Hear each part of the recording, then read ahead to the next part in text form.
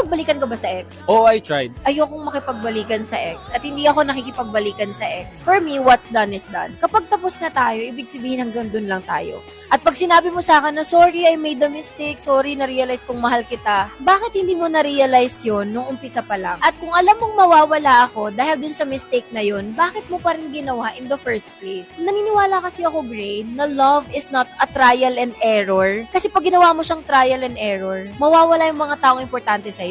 What if yung taong yun hindi nagbibigay ng second chances? Ian, dumating ako sa point na kapag hindi matapatan ng taong papasok sa buhay ko yung pagmamahal na binibigay ko ngayon sa sarili ko, thank you, but next. Hindi naman lahat ng tao naghihiwalay ay wala ng pagmamahal sa isa't isa. Sometimes, there are circumstances na they just have to break up dahil may mga nangyayari at or meron silang kailangan i-prioritize at the moment. Excuse me, kung pahinga yung hanap nila, kung feeling na kailangan nila ng rest, bakit hindi ka magpahinga na nandito lang ako sa gilid? Ba't kailangan may paghihiwalay? So, ibig sabihin, nung pumasok ka sa relationship natin, napagod ka sa akin, hindi, instead na ako yung maging pahinga mo, biglang ako yung naging pahirap sa'yo. Alam mo, we all go through exhaustion naman. In all ways, Oo. sa kanino man at anong paraan man yan, lahat tayo nakakaramdam ng exhaustion, di ba? Most especially kapag araw-araw tayo magkasama. Ba't ako?